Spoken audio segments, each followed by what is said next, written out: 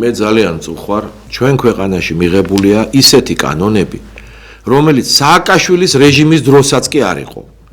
ჩვენ ქვეყანაში აღდგა კანონი დასმენების შესახებ. ეს საბჭოთა კავშირში იყო, საბჭოთა კავშირის 80-იან წლებში აღარ იყო, გაუქმებული იყო და ჩვენთან აღდგა დასმენების კანონი. დღეს ნებისმიერ ადამიანს შეუძლია ვიღაცა დაასმინოს, დაწეროს დასმენის ფურცელი, ჩააბაროს იუსტიციის სამინისტროში და შეიძლება მერე აღიძრას ამაზე საქმე. ესეთი რამე არც ერთ ცივილიზებულ ქვეყანაში არ არის და ჩვენთანაც არ იყო. გარდა ამისა, ადამიანებს უგზალავენ მიტინგებს და ტროტუარზე დგომასაც კი. გაიგეთ, გამოფხიზლდით ხალხო. ესეთი რამე არ იყო სააკაშვილის დროს, კარვები, რკინის კარვები იდგა ნახევარი წელიწადი. ჩვენს ქვეყანაში სიტყვის თქმის გამო გვიჭერენ. აღარავინ აღარ ამბობს დღეს, რომ არალეგიტიმური არჩევნებია, ხელისუფლებაა და არჩევნები გაყალბდა. რატო? კანონებია მიღებული, თუ ილაპარაკებ, რომ გაყალბდა არჩევნები ან ხელისუფლება არალეგიტიმურია, ციხეა. გაიგეთ, ეს ხდება ყველანაირ დემოკრატიის საზღვრებს. ნებისმიერ ქვეყანაში, იაპონიაში, ამერიკაში, კორეაში, საფრანგეთში ნებისმიერ მოქალაქეს აქვს უფლება ილაპარაკოს, რომ არჩევნები გაყალბდა, ხელისუფლება არალეგიტიმურია, რამდენიც უნდა იმდეს ილაპარაკებს. გამოფხიზლდით ესეთი კანონები, რაც კობახიძე მიიღო, ეს სააკაშვილს არ მეუღია, იმიტომ ვამბობ, მეორე სააკაშვილია მეთქი ესა.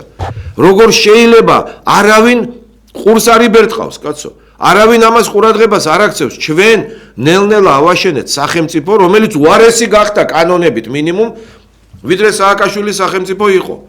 ჩვენ ქვეყანაში აი ამის გამო და კიდე სხვა უამრავი ადამიანის უფლებების დარღვევის გამო, ამის გამო სწორედ ეუთო ეს არის ევროპის უსაფრთხოების, პირველ რიგში უსაფრთხოების, აი ამ შემთხვევაში უსაფრთხოებაზეა ლაპარაკი, ორგანიზაცია, რომელმაც ეუთომ აღძრა ეგრეთ წოდებული მოსკოვის აამუშავა მექანიზმი.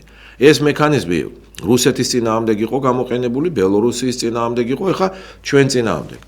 იქ საკმარისი არის 10 ქვეყანა საკმარისია, რომ ამოქმედდეს მექანიზმი. ბელორუსიის შემთხვევაში 17 ქვეყანამ დაუჭირა მხარი. ჩვენ შემთხვევაში დაუჭირა 24-მა.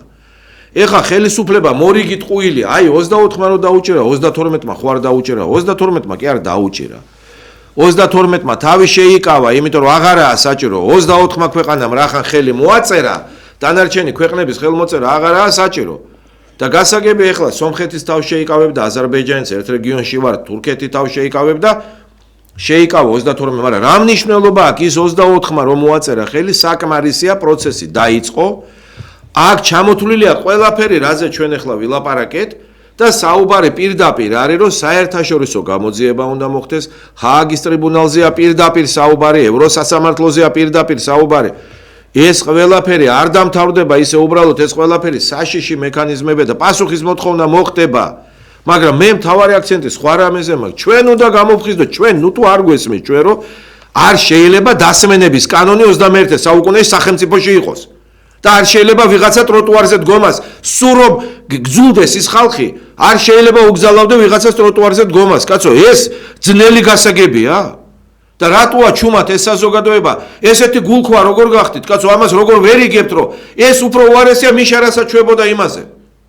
რა რიტორიკითაც მართავს კობახიძე ამ ხელისუფლებას?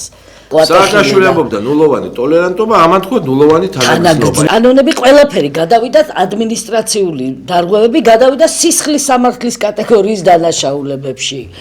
და აი ამ ფონზე საზოგადოებაც ისეთივე აგრესიული გახდა და თქვენ რომ ბრძანეთ რა მოგდით ხალხო, რა გემართებათო. მე ჩვენს თანამებრძოლებზე მაქვს ხოლმე ხშირად ეს შეკითხვა მათ მიმართ. ხალხი რომელიც იბრძოდა იმ ძალადობის წინააღმდეგ, იბრძოდა სააკაშვილის აგრესიას, დღეს უკრავს კობახიძის ძალადობას, უკრავს ტაშ და ეს მოწონს და რა არის ესა, რასთან აგვაქვს საქმე ჩვენ? არ ვიცი, ვინც ებრძოდა სააკაშვილის აგრესიას, თვითონ ხდებიან აგრესიულები და მოწონთ კობახიძის აგრესია. გამოფხიზდით ხალხო, გამოფხიზლდით.